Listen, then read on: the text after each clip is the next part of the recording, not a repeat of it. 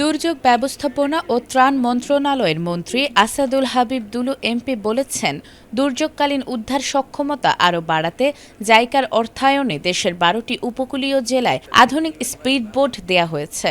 পর্যায়ক্রমে আরও ২৫টি জেলায় এসব উদ্ধারযান সরবরাহ করা হবে, যাতে বন্যা, জলোচ্ছ্বাস ও ঘূর্ণিঝড়ের সময় দুর্গম এলাকায় দ্রুত উদ্ধার কার্যক্রম পরিচালনা করা যায়।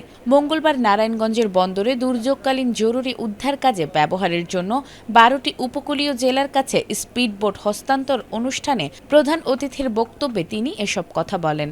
মন্ত্রী বলেন, বিতরণ করা স্পিডবোটগুলো ডাবল ইঞ্জিন বিশিষ্ট হওয়ায় সমুদ্রে ৪ নম্বর বিপদ সংকেত চলাকালেও উদ্ধার অভিযান পরিচালনা করা সম্ভব হবে। এতে উপকূলীয় ও দুর্গম এলাকার মানুষের কাছে দ্রুত পৌঁছানো সহজ হবে।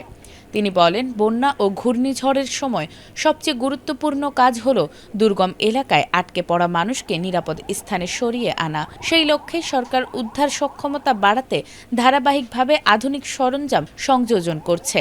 এই স্পিডবোট বিতরণ কার্যক্রম দুর্যোগ ব্যবস্থাপনায় একটি গুরুত্বপূর্ণ মাইলফলক। Desk report, ATN Bangla.